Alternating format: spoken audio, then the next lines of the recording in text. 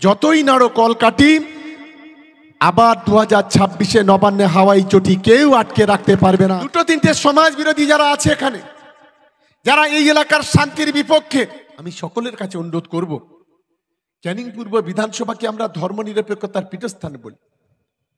আমাদের ছেলেরা যারা আছে কি আগামী দিনে লড়াইয়ের জন্য প্রস্তুত? একটু দেখি, কথা দিচ্ছেন তো?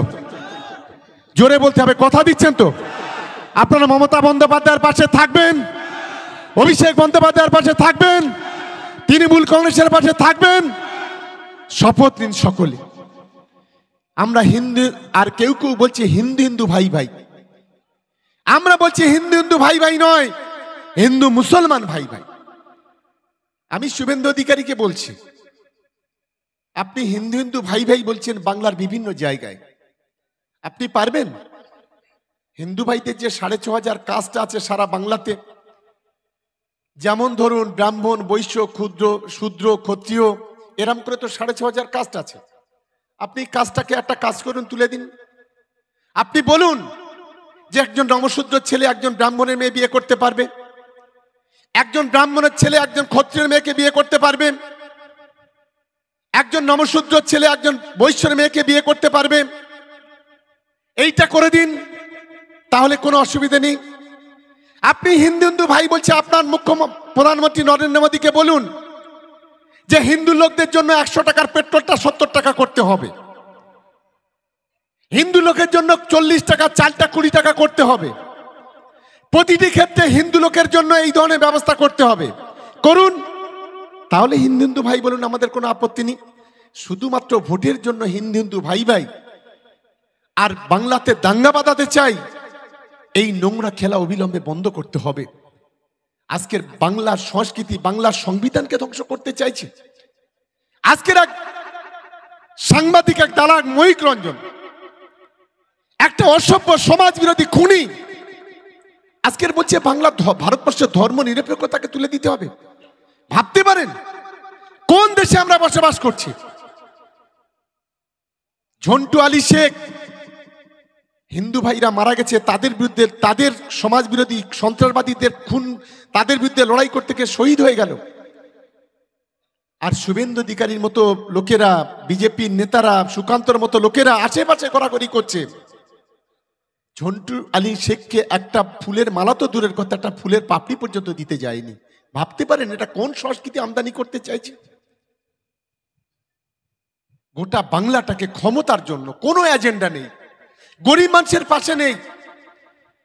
গোটা বাংলায় যে কোনো ভাবে লাশের বোঝা তৈরি করে এখানে ক্ষমতায় আসতে হবে, এটাই হচ্ছে তাদের লক্ষ্য। আর আমরা বলছি, যতই নাড়ো কলকাঠি, আবার 2026-এ নবান্নে হাওয়াই চটি কেউ আটকে রাখতে পারবে না, এটা অন্তত মাথায় রাখতে হবে। আমি একটা ঘটনা আপনাদের বলি। আজকে বাংলাতে যেটা প্রাসঙ্গিক বলে আমি মনে করি, এক শকুনি আর এক শকুনির বাচ্চা। শকুনির বাচ্চাটা তার বাবাকে বলছে, বাবা আমাকে একটু মানুষের মাংস খাওয়াবে? তার শকুনি বলল, ঠিক আছে, কোনো অসুবিধা নেই, খাওয়াবো।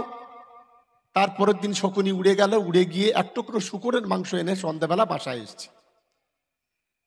শকুনির বাচ্চাটা খেতে খেতে বলল, বাবা এ তো শকুনির মাংস, এর আগে তো তুমি খাইয়েছো, এটা তো মানুষের মাংস নয়। বললো, ঠিক আছে বাবা, আমি কালকে দেখছি। তারপরের দিন আবার উড়ে গেল শকুনি। শকুনি চিন্তা করছে, সেই তো মানুষের মাংস তো পাওয়া যাচ্ছে না, কি করিতে এক টুকরো গরুর মাংস নিয়ে যায়। এক টুকরো গরুর মাংস নিয়ে উড়ে এলো। সন্ধ্যাবেলা যখন এসেছে, আবার বাচ্চাটা খেতে খেতে বলছে, বাবা এ তো গরুর মাংস, এর আগে তুমি 4-5 বার আমাকে খাইয়েছো, তুমি গরুর মাংস নিয়ে এসছো কেন? আমি তো মানুষের মাংস খেতে চাই, আমাকে মানুষের মাংস খাওয়াতে হবে। শকুনি সারা রাত ধরে চিন্তা করছে কি করা যায়, কি করা যায়। তার মাথায় একটা বদবুদ্ধি চেপে গেল।